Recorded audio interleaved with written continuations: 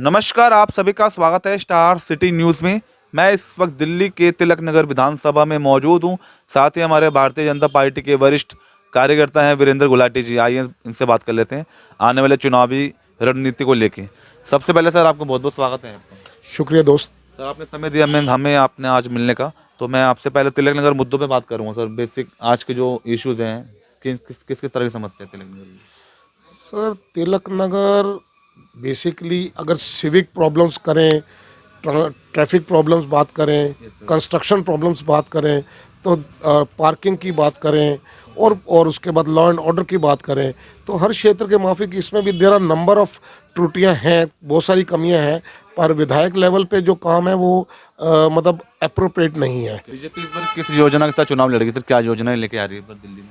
देखो sir, that is the part of manifesto. Manifesto मतलब जैसे party as soon prior to the election, मतलब जो हायर कमांड है हमारी, जो हमारा शीर्ष नेतृत्व है, वो इन विषयों पे आराम से डिस्कस करेंगे और कहाँ ये भी अपना पीछे का वो करेंगे कि इंट्रोस्पेक्शन करेंगे कि कहाँ कहाँ हमारी क्या कमियां रही पीछे, तो उसको इम्प्रूव करके जो हमारा शीर्ष नेतृत्व हमें आदेश करेगा और पब्लिक से वादा करेगा, वो वादा पूरा करा जाएगा। वो इस प्रकार नहीं होगा कि वो देश के हित में भी हो, राष्ट्र के हित में भी हो, कौम के हित में भी हो, मानवता के हित में भी हो। तो पॉलिसी मात्र ये नहीं है कि फ्री पानी बांट देना या बिजली फ्री बांट देना और दूसरे लोगों से कवर कर लेना। हिडन कॉस्ट जैसे हम कहते हैं, कई बिजनेसेस में कहते हैं, तो हिडन कॉस्ट वाला स्ट्रैटेजी, छोटा शॉर्ट टर्म बेनिफिट्स के लिए पार्टी की आइडियोलॉजी नहीं है। आम आदमी पार्टी जैसे घर घर कैंपेनिंग चला रही है भी फ्री की रेवड़ी को लेके। उनकी जो पॉलिसीज हैं, पानी बिजली जो उनके पहले के जो काम है उसको लेके घर घर अभियान चल रहा है उनका। सर इससे क्या लगता है जनता में क्या प्रभाव मेरा ख्याल है, अगर आपने आज का न्यूज़पेपर पढ़ा हो तो, क्योंकि आप मीडिया से हैं और न्यूज़ आपका मेन एक विषय है तो जर्नलिज्म का, तो उसमें सुप्रीम कोर्ट हैज़ रेप्रीमांडेड आप today in the newspaper, yesterday उन्होंने रेप्रीमांड करा है कि Delhi High Court has also reprimanded them कि भी आपका जो मेन एजेंडा है वो फ्री बीज, मुफ्त की रेवड़ियाँ, इन्हीं पे विषय है।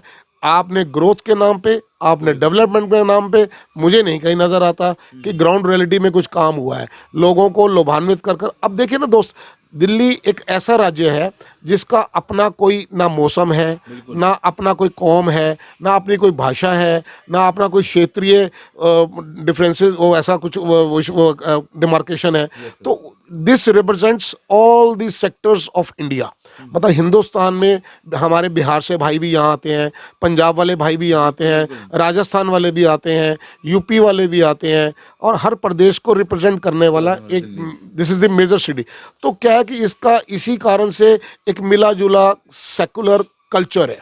अब उस कल्चर में देखने को ये आता है, देखो दोस्त, ऐसा है कि जो चीज़ें उनको अपनी स्टेट में नहीं मिलती, उनको बेनिफिट मिलता है बिजली का, पानी का, और चीज़ों का बेनिफिट मिलता है, तो उन बेनिफिट्स को देखकर उनको अपने डोमेस्टिक स्टेट में रहने से अच्छा यहाँ पे देखो, काम तो दिल्ली में है भी है, किसी भी प्रकार का व्यापार है, किसी भी प्रकार का, चाहे वो ये आपके मजदूर भाई हैं हमारे आते हैं या बिजनेसमैन तबका है, तो सब लोग आके यहाँ काम करते हैं। तो ये चीज़ें उनको कुछ ज़्यादा मतलब ग्राउंड रियलिटी में उनको बेनिफिट देती है।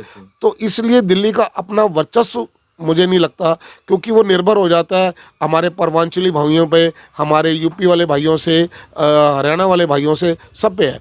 तो इट इज़ अ कलेक्टिव। तो उन्होंने नब्ज़ पकड़ी मात्र कि भी अपना मुफ्त की रेवड़ियाँ बांटो और वोट पाओ। ये नीति भाजपा में नहीं है। भाजपा कहती है कि भाजपा का कार्यकर्ता, ग्राउंड लेवल का वर्कर कोई भी पद ले सकता है, और इसमें हमारे आपस में कोई डिफरेंसेस नहीं होते हैं कि भी उसी की सीट है तो ही काम होगा, उसी की सीट है तो ही काम होगा। कोई भी आदमी जो भाजपा और संघ की आइडियोलॉजी से समर्थन जिसको करता है, तो कोई भी कैंडिडेट हो सकता है। और उस केस में अगर 7 लोग, 10 लोग, 8 लोग, 20 लोग अगर कैंडिडेट के लिए इंटरेस्टेड होते हैं, अपना वो भरते हैं, तो उस केस में भी ऐसा होता है कि जो पार्टी का शीर्ष नेतृत्व फैसला दे देता है उसको वो एक्सेप्ट करते हैं और उसके साथ संगठन के लिए काम करते हैं। तो ऑर्गेनाइजेशनल स्किल्स जो भाजपा में है वो आपको कहीं भी किसी विश्व की किसी पार्टी में नहीं मिलेंगे। तो सर आपकी और अपनी क्या क्या है जन सेवा क्या क्या चल रही है सर इलाके की? सर एक तो मेरा ये कार्य रहता है कि जैसे जो भी निगम पार्षद है, जो भी काम है, तो जितने सिविक्स के काम होते हैं related with the MCD, related with the, हालांकि वाटर वर्क्स हमारा डिपार्टमेंट नहीं है, फिर भी लोगों का इतना हमारे में कॉन्फिडेंस है कि वो हमारे जो निगम पार्षद हैं हरीश ओबराय जी, मतलब जब भी मैं उनके साथ क्षेत्र में वीकली टूर पे निकलता हूँ, एक हमारे निगम पार्षद ने एक कार्यक्रम चला रखा है कि every section of my particular constituency, हमारे इस क्षेत्र में जो भी एरिया में, तो एक पर्टिकुलर एरिया को वो अपना निगम के अधिकारियों के साथ, बिजली के अधिकारियों के साथ, और जो लोग हैं और इलाके के जो स्वयं सेवक हैं और इलाके के जो अपना ये RWS के रिप्रेजेंटेटिव हैं, जो अपना गुरुद्वारे और मंदिर के रिप्रेजेंटेटिव्स हैं, उनको साथ लेकर वंस इन अ वीक एक पर्टिकुलर एरिया 5-7 गलियों का चयन कर लेते हैं और उन गलियों में जाते हैं, उनकी प्रॉब्लम सुनते हैं। तो उसको ये प्रोग्राम जो है कि आपका पार्षद